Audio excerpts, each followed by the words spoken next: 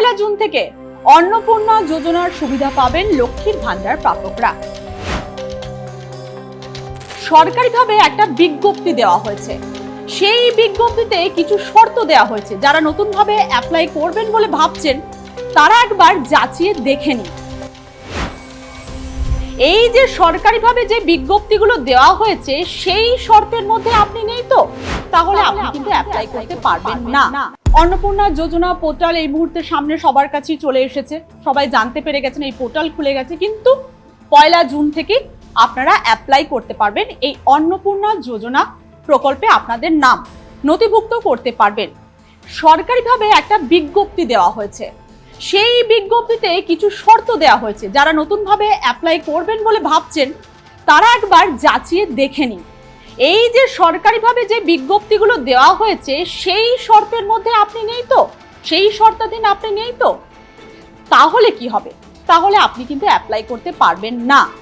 একবার আপনাদের সেটাই দেখাবো যে সরকারি বিজ্ঞপ্তি অনুসারে নতুন কি এই প্রকল্পকে ঘিরে যে নির্দেশিকা দেওয়া হয়েছে সেটা আপনাদের একবার পরিষ্কারভাবে দেখিয়ে দেব।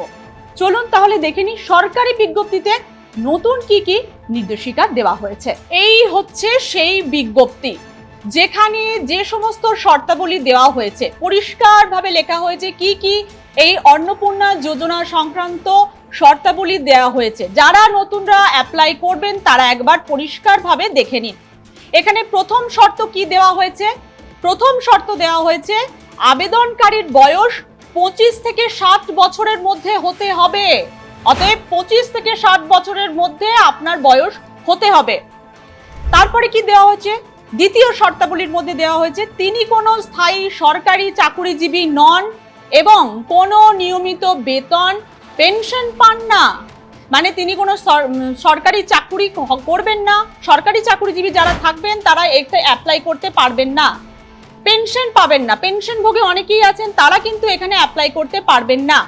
এবং কেন্দ্র, রাজ্য সরকার, সরকারি সংস্থা, পঞ্চায়েত, পৌর সংস্থা, স্থানীয় সংস্থা, শিক্ষাক্ষেত্র ইত্যাদি কোনো স্তরের নিযুক্ত নন এমন কোনো কেউই কিন্তু এই অন্নপূর্ণা যোজনায় তাদের নাম নথিভুক্ত করতে পারবেন। আরো একবার বলে দিচ্ছি, কোনো স্থায়ী সরকারি চাকুরিজীবী এমন কেউ এই যোজনার জন্য অ্যাপ্লাই করতে পারবেন না।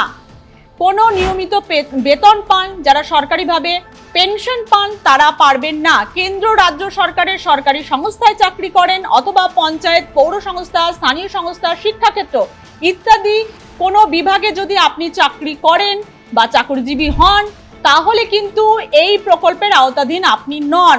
তৃতীয় কি দেওয়া হয়েছে? তিনি আয়কর প্রদানকারী নন। মানে যে সমস্ত মহিলা আয়কর দেন তারা কিন্তু এই প্রকল্পের আওতাধীন হবেন না, এই প্রকল্পে তারা অ্যাপ্লাই করতে পারবেন না।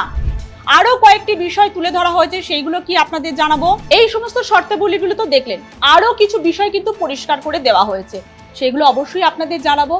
এই সমস্ত আপনি তো অ্যাপ্লাই করে দিলেন, আপনি নতুন এই প্রকল্পের আওতাধীন হতে চাইছেন, আপনি অবশ্যই অ্যাপ্লাই করবেন। আপনি দেখে নিলেন আপনি সরকারি চাকরিজীবী নন এবং যে যে সমস্ত শর্ত দেওয়া আছে তার মধ্যে নেই, কিন্তু আপনি অ্যাপ্লাই করে দিলেন। যে অনলাইনে তো অ্যাপ্লাই হচ্ছে, অনলাইনে আমি অ্যাপ্লাইটা তো করে দিই। অনেকেই ভাবছেন, যেটা আগেও করেছেন, যে অনলাইনে তো অ্যাপ্লাই করে দিই, কারোর কাছে তো যেতে হচ্ছে না।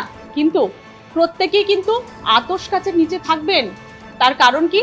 তার কারণ এখানে কিন্তু একদম স্পষ্ট করে বলে দেওয়া হয়েছে কিছু কিছু বিষয়, যে অ্যাপ্লাই করে দিলেন অনলাইনে, কেউ দেখতে পেল না, কারোর কাছে যেতে হলো না, আপনি অ্যাপ্লাই করে দিলেন আর আপনি পেয়ে গেলেন, এটা কিন্তু হবে না। তার কারণ আপনি আতশ কাচের নিচে আছেন, আপনি যে অ্যাপ্লাই করেছেন সমস্ত কিছু কিন্তু যাচাই করা হবে। এটাও কিন্তু এই শর্তাবলীতে লিখে দেওয়া হয়েছে। চলুন সেটা দেখাচ্ছি কি বলা হয়েছে। পরিষ্কারভাবে কিন্তু এখানে লিখে দেওয়া হয়েছে। দেখুন এখানে প্রথমে কি বলেছে, নতুন স্কিমে অন্নপূর্ণা যোজনায় আবেদনকারীদের অনলাইনের আবেদনের সুবিধা থাকছে পয়লা জুন 2026 থেকে। পোর্টাল কিন্তু খুলে গেছে, কিন্তু পয়লা জুনই আপনি অ্যাপ্লাই করতে পারবেন। তারপরেই কিন্তু সেই গুরুত্বপূর্ণ বিষয়টা লেখা আছে।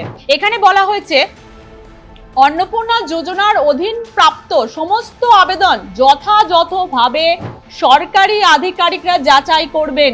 যেই বিষয়টা আপনাদের বলছিলাম, যাচাইকরণ শেষে গ্রামীণ অঞ্চলের বিডিও এবং শহুরে অঞ্চলের এসডিওরা যোগ্য আবেদনকারীদের তালিকা প্রকাশের সুপারিশ করবেন। অতএব আপনি যে অ্যাপ্লাই করে দিয়েছেন সেইগুলি যাচাই হবে।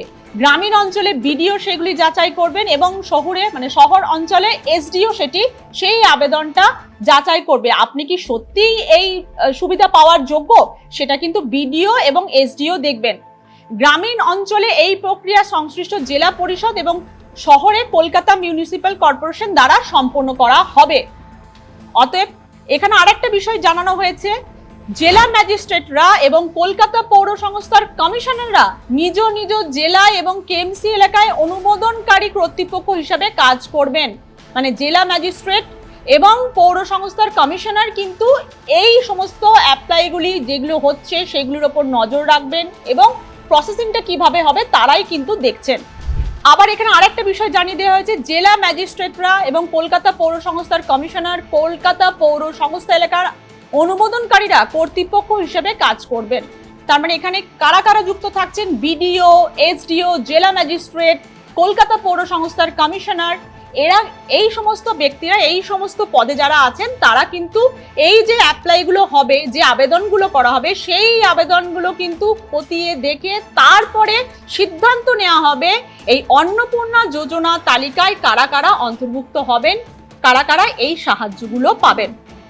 এছাড়াও আরেকটা বিষয় বলে দেওয়া হয়েছে যে কারা যে টাকাটা পাবেন, এই যে লক্ষ্মীর ভান্ডার প্রাপকরা টাকাটা পাবেন অবশ্যই সেটা কিন্তু পরিষ্কার করে দেওয়া হয়েছে, কিন্তু তারপরও আরেকটা বিষয় কিন্তু পরিষ্কার করে দেওয়া হয়েছে যে যেহেতু এসআইআর হয়েছে, এসআইআর 2026-এ যারা মৃত, স্থানান্তরিত, বাতিল, অনুপস্থিত ভোটারদের কিন্তু বাদ দেওয়া হচ্ছে।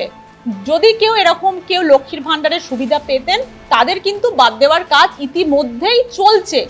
এই সমস্ত প্রসেসিংটা হওয়ার পর 1 জুন থেকেই কিন্তু এই সুবিধা পাওয়া যাবে। অতএব সরকারিভাবে যে সমস্ত নির্দেশিকা অন্নপূর্ণা যোজনায় দেওয়া হয়েছে তা কিন্তু পরিষ্কারভাবে সরকারি বিজ্ঞপ্তিতে দেওয়া হয়েছে। এই সমস্ত কিছু কিন্তু এই বিজ্ঞপ্তিতে পশ্চিমবঙ্গ সরকার মহিলা ও শিশু উন্নয়ন ও সমাজ কল্যাণ দপ্তরের তরফ থেকে যে বিজ্ঞপ্তিটা প্রকাশ করা হয়েছে গত মঙ্গলবার 19 তারিখে, সেখানে কিন্তু স্পষ্ট করে দেওয়া হয়েছে যে কি কি শর্তাবলী দেওয়া হচ্ছে। নতুন যারা অ্যাপ্লাই করবেন তারা একবার এই শর্তগুলো দেখে নেবেন, তারা কি আদেও পাওয়ার যোগ্য এই প্রকল্পের সুবিধা, তারাই কিন্তু এটা অ্যাপ্লাই করতে পারবেন এবং শুধুমাত্র অনলাইনের মাধ্যমেই কিন্তু অ্যাপ্লাইটা হবে। অতএব আর কোনো ধোঁয়াশা থাকার কোনো কথাই নয়। 1 জুন থেকে এই প্রকল্পের সুবিধা যারা লক্ষ্মীর ভান্ডার প্রাপকরা পাচ্ছিলেন তারা পাবেন এবং 1 জুন থেকেই নতুনরা অ্যাপ্লাই করতে পারবেন। কারা কারা আবেদন করতে পারবেন সেই সমস্ত সরকারি যে বিজ্ঞপ্তি জারি করা হয়েছে সেখানে কিন্তু স্পষ্ট করে জানিয়ে দেওয়া হয়েছে। অতএব আপনারা জেনে নিলেন যে আপনারা আদৌ কি এই আবেদন করতে পারবেন। যারা যারা আবেদন করতে পারবেন তারা অ্যাপ্লাই করবেন। অন্নপূর্ণা যোজনা বলে যে পোর্টালটা দেওয়া হয়েছে সেই পোর্টালের মাধ্যমে, অনলাইনের মাধ্যমে খুব সহজেই আপনারা কিন্তু অ্যাপ্লাই করতে পারবেন।